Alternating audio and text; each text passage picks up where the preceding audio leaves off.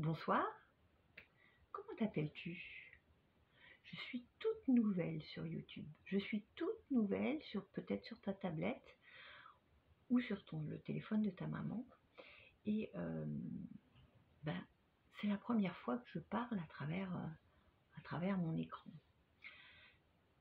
Et ce soir, d'abord j'avais envie de me présenter.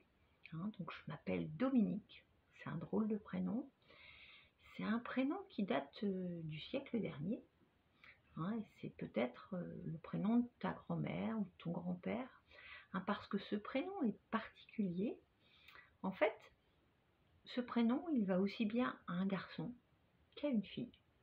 Parce qu'à l'époque de mes parents, ils ne pouvaient pas savoir si le bébé qu'ils attendaient allait être un garçon ou une fille. Alors, il y avait toute une série de prénoms, comme ça pouvait être... On pouvait les appeler Dominique, on pouvait les appeler Claude, Michel, on pouvait aussi les appeler Camille. Tu sais qu'il y a des petites filles qui s'appellent Camille et des garçons qui s'appellent Camille aussi. Alors tous ces prénoms, cette génération de prénoms comme Dominique, ils ne sont plus trop donnés aux enfants, mais peut-être que tu connais une grand-mère ou un grand-père qui s'appelle Dominique. Alors moi, j'ai rencontré un garçon qui s'appelait aussi Dominique. On est tombés amoureux et du coup, pour nous différencier, on s'appelle Domi et Domilleux. Voilà.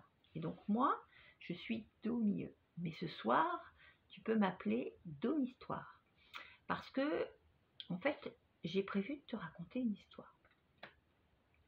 Et puis, je ne suis pas toute seule, puisque j'ai amené avec moi, j'ai à côté de moi, mon clown qui s'appelle Kid Hypnose.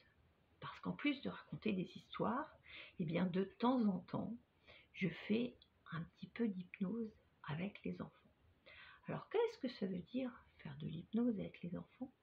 C'est les amener dans un état de détente parfait pour favoriser leur imagination. Et ce soir, c'est ce que j'avais envie de faire avec toi. J'avais envie de te raconter une petite histoire que j'ai écrite et que j'ai inventée pour un petit garçon qui s'appelle Gaston. Mais comme je ne sais pas qui est derrière cet écran, si tu es un petit garçon, si tu es une petite fille, si tu as envie de changer le prénom de l'histoire, ça ne me dérange pas du tout. En fait, il suffit que tu t'installes confortablement dans ton lit, dans le canapé, sur une chaise, ou éventuellement que tu te mettes dans les bras de maman. Et puis, tu vas pouvoir écouter mon histoire, peut-être en fermant les yeux et en imaginant qu'elle se passe dans un endroit que tu connais, ou un endroit que tu ne connais pas, mais que tu imagines apaisant, tranquille. Je sais pas, peut-être un endroit au bord de la mer ou un endroit à la campagne, là où tu as envie d'être ce soir, tout en sachant que tu es parfaitement en sécurité dans ton lit, dans ton canapé ou sur les genoux de maman. Voilà. Et donc l'histoire que je vais te raconter aujourd'hui, je l'ai écrite sur mon papier, donc je vais te la lire. C'est l'histoire d'une petite étoile. Voilà. Il était une fois une petite poussière d'étoiles qui tournait dans l'univers depuis très, très, très, très longtemps. Elle s'ennuyait car elle n'avait toujours pas trouvé sa constellation. Tu sais ce que c'est qu'une constellation? Je ne sais pas si tu peux imaginer. Une constellation, c'est une famille d'étoiles. Un papa étoile, une maman étoile et éventuellement un grand frère ou une grande sœur étoile. Alors, je te laisse fermer les yeux et imaginer cette petite étoile qui tourne dans le ciel.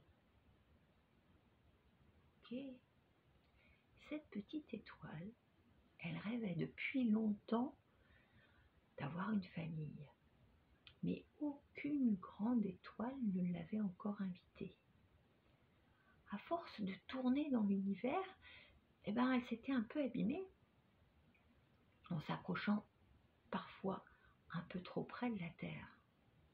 Parce qu'en fait, cette petite poussière d'étoiles, elle aimait particulièrement la Terre.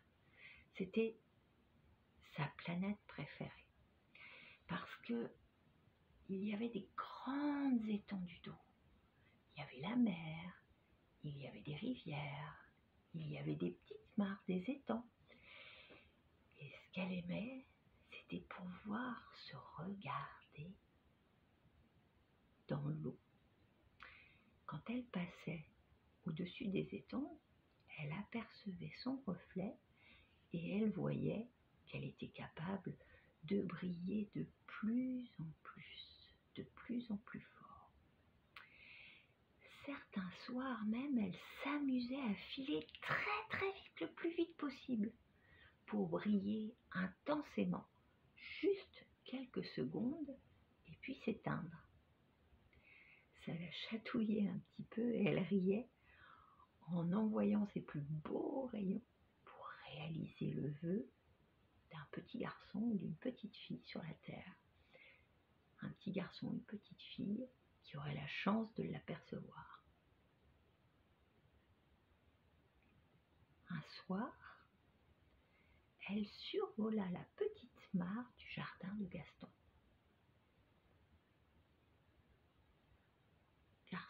Gaston était un petit garçon qu'elle avait repéré depuis longtemps. Et toi qui écoutes cette histoire, si tu as envie que ce soit une petite fille qui s'appelle Julie, Noémie, tu peux lui donner le prénom que tu veux. Tu peux imaginer que ce soit un petit garçon ou une petite fille. Tu peux l'imaginer dans sa maison, à côté de ce jardin où il y a une petite mare. C'est toi qui décides. Donc, cette petite étoile avait repéré ce petit garçon. C'était un petit garçon un petit peu espiègle qui adorait jouer dehors. Il aimait bricoler des cabanes avec son papa. Il aimait courir, sauter dans les flaques d'eau. Il aimait même grimper aux arbres. Et puis surtout, ce qu'il préférait, c'était aller pêcher sur l'étang avec son grand-père. Son grand-père lui apprenait aussi des bonnes blagues et des sacrés tours. Et il lui avait raconté un soir que dans le ciel, chacun des humains, les papas, les mamans, les grands-pères, les grands-mères, tous les enfants avaient leur étoile dans le ciel. Leur étoile ne brillait pas dans la journée. En fait, elle attendait que l'enfant ou que la personne s'endorme pour se mettre à briller et elle protégeait l'enfant durant toute la durée de la nuit et de son sommeil. Notre petite étoile rêvait donc à ce petit garçon ou cette petite fille. Et elle imaginait même qu'il pourrait un jour être un super grand frère. Parce que maintenant il était assez grand, assez habile pour tenir un bébé dans ses bras. Il connaissait des comptines, il savait chanter, il aurait pu chanter toutes ces comptines à son petit frère ou à sa petite sœur. Et même avec son petit air espiègle, en lui chatouillant le ventre, il aurait pu la faire rire aux éclats. Il lui apprendrait aussi à grandir, à marcher, à courir, à sauter, et puis à s'amuser. Et puis, il pourrait lui raconter tous ses petits secrets. Il pourrait lui confier aussi quand il est un peu triste, ou peut-être va lui apprendre les sacrés tours que lui avait appris son grand-père. En fait, notre petite étoile était bien persuadée que le petit Gaston serait un excellent grand frère. Alors je te rappelle que toi, si tu as envie que cette petite étoile pense qu'une petite Julie ou qu'une petite Noémie pourrait être une excellente grande sœur, tu as tout à fait le droit de modifier l'histoire. Juste en fermant les yeux, tu peux juste imaginer cet enfant qui soit un petit garçon ou une petite fille. C'est toi qui décides. Alors, ce soir-là, la petite étoile se plaça juste à côté de celle de Gaston. Et elle se mit à clignoter le plus rapidement possible. Alors Gaston, qui était en train de regarder les étoiles avec son papa et sa maman, aperçut la petite lueur et la montra à ses parents. Au même moment, Papy, qui était sorti lui aussi, aperçut cette petite lumière clignoter au fond de l'étang et il appela Mamie.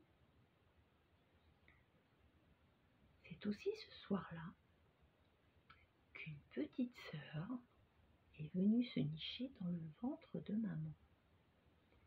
Elle allait naître l'hiver suivant pour le plus grand bonheur de toute la famille. Gaston allait devenir officiellement un grand frère. Il allait être fier. Il serait toujours un peu plus grand que sa sœur. Il serait toujours ce grand frère un peu protecteur qui lui apprendrait plein de choses. Mais il allait pouvoir avoir une super vie et ses parents allaient pouvoir être très fiers de ce grand garçon avec sa petite sœur. Et notre petite étoile allait pouvoir grandir elle aussi, apprendre à briller de plus en plus fort parce qu'elle avait enfin trouvé une petite fille à protéger. Et par la même occasion, elle avait trouvé la plus jolie des constellations puisque c'était sa famille. Voilà, mon histoire est terminée. Je te laisse